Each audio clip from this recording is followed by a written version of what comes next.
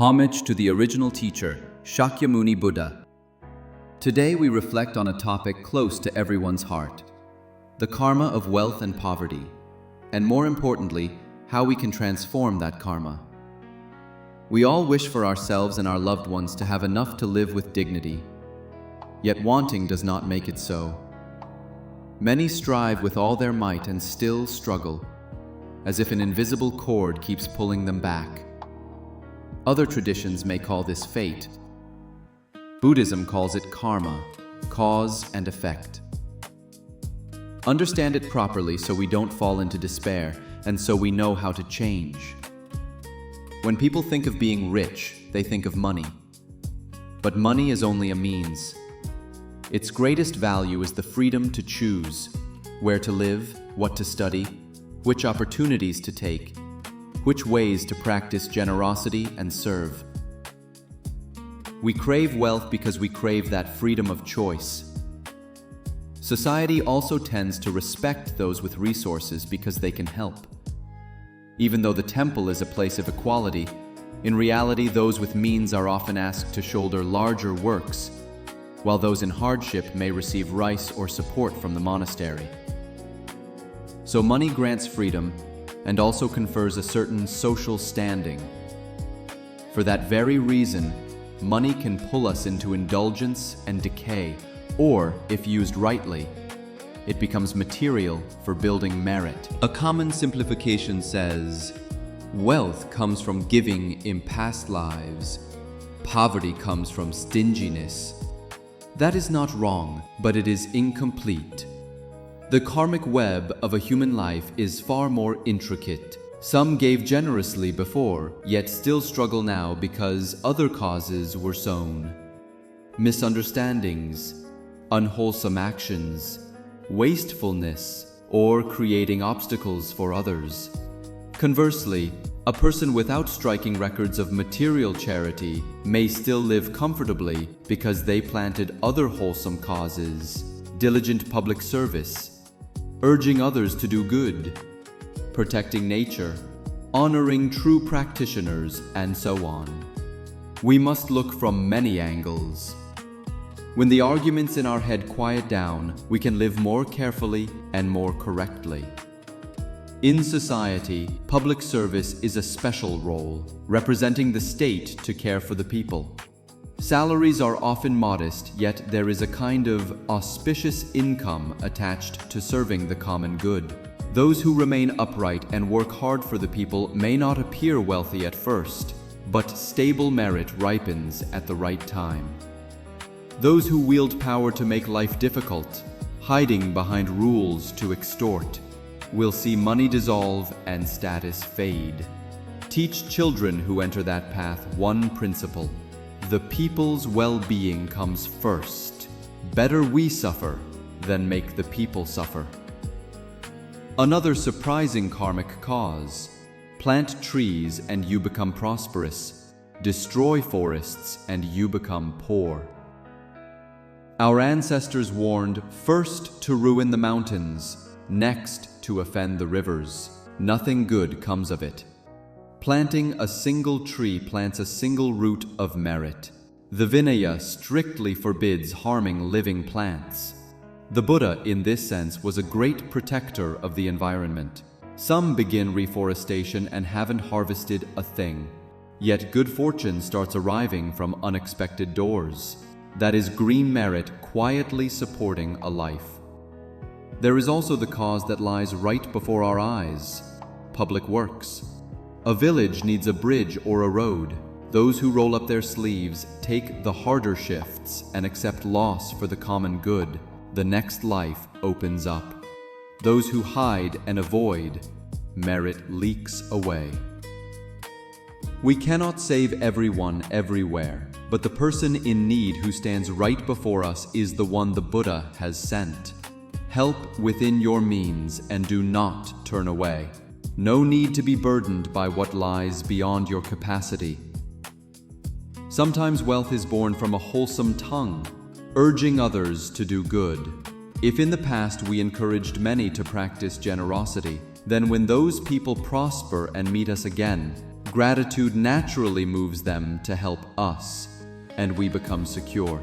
Conversely, if we once incited others to do harm, burning houses, blocking roads, getting someone fired, there is a precious cause beyond price: making offerings to a true practitioner. Perhaps 10 lifetimes ago, deep in the mountains, we met a monk of pure precepts and deep meditation. We only patched a leaking roof of his hermitage or brought a little rice and salt. But even once can send waves of merit across many lives. Living in ease, meeting the true Dharma, and walking a clear path of practice. In contrast, exploiting temples, finding pretexts to siphon off what belongs to the three jewels, leads to severe results: long poverty and even lower rebirths. When we come to the Buddha's gate, we should serve and offer, not snatch and hoard. Some monastics have also misunderstood, imagining that simply cultivating the mind while doing nothing generates boundless merit. Karma spares no one, lay or ordained. If you do not create merit, you will not have merit. Others read a line like, "Reciting this sutra brings immeasurable blessings," and think recitation alone is enough. The sutra's intent is, understand correctly, then live accordingly. Reverence the three jewels, love all beings, and benefit the many over a long time. Only then do deep blessings form. If we merely recite without transforming our conduct, from where would blessings arise? Karma is also plain in how we spend.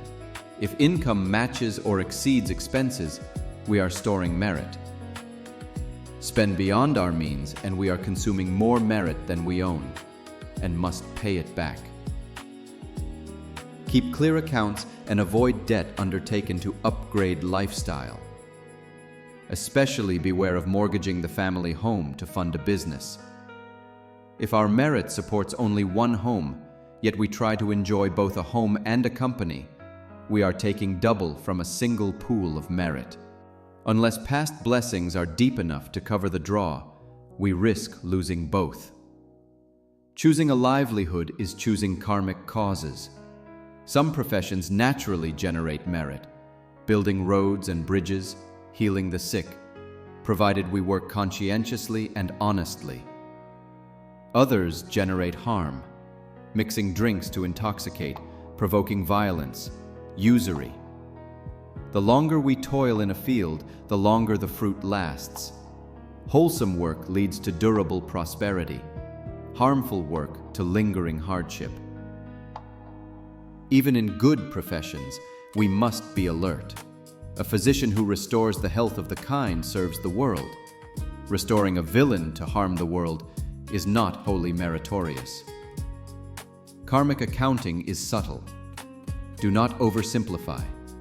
Many are poor because of waste, using electricity and water carelessly, wasting food, buying heaps of things only to forget them. Sensible thrift, not miserliness, nourishes merit. Enough to eat, enough to work. If we are blessed to be employers, remember the workers. Their labor creates our profit. If, whenever business is good, we only stockpile land and gold and push wages down, we are sawing away our own tree of merit. Care for and uplift employees, and the enterprise will endure. Children and grandchildren will benefit. Ignore them and your blessings drain away quickly. Within families, wealth or poverty can begin with a single moment of yielding or grabbing. When parents pass without a will, the one who yields rightly, preserving kinship and justice, finds life later opening of itself. The one who fights to seize everything, betraying brothers and sisters, will meet hardship. Yield where you should, that is virtue. Yield where you should not, that is fault, as when we hand authority to the unworthy and the whole office suffers. Wisdom is knowing when to step back and when to stand firm. For those now in poverty, there are 4 quiet keys to transformation that require no show. First, do not crave wealth. Craving and fretting is the mind's suffering. Second, Acknowledge inwardly, poverty is the result of some past mistake, even if we don't yet know which. That acknowledgement is already repentance. Third, open the heart. Because of poverty, we can feel the depth of others' suffering, love more, and share more. Fourth, even in need, still help, a little but from the heart. Do these and life will gradually improve. When it does, guard against conceit. Many fall just as they rise. Whatever our lack, keep dignity, humble, not servile.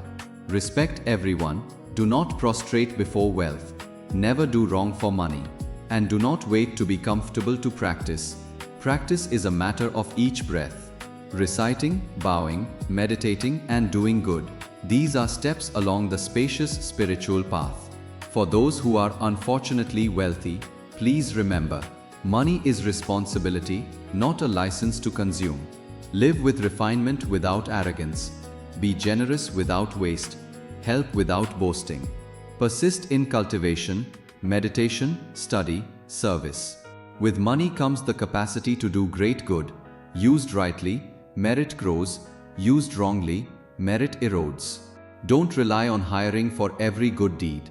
With your own hands, pick up litter, help patch a road, plant trees. These humble public labors keep blessings firm. Seen whole, the karma of wealth and poverty is not just the single thread of giving versus stinginess. It is woven from many strands, a broad or narrow heart, reverence for the three jewels and love for beings, the livelihood we choose, how we spend, whether we practice thrift, whether we yield in righteousness, whether we honor co-workers, whether we do public service, whether we protect nature, whether we urge others to do good, whether we honor true practitioners, whether we understand the scriptures correctly, whether we keep our character.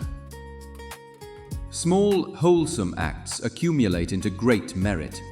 Small faults add up to deep harm, and at any moment we can change, simply by beginning now. I dedicate whatever is wholesome in these reflections to the Sangha, to all lay devotees, and to all beings.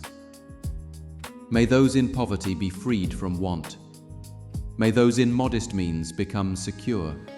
May the secure grow abundant. Yet may all remember we are children of the Buddha, and so learn to love, support, and make this world greener, kinder, and more at peace. Homage to the original teacher, Shakyamuni Buddha.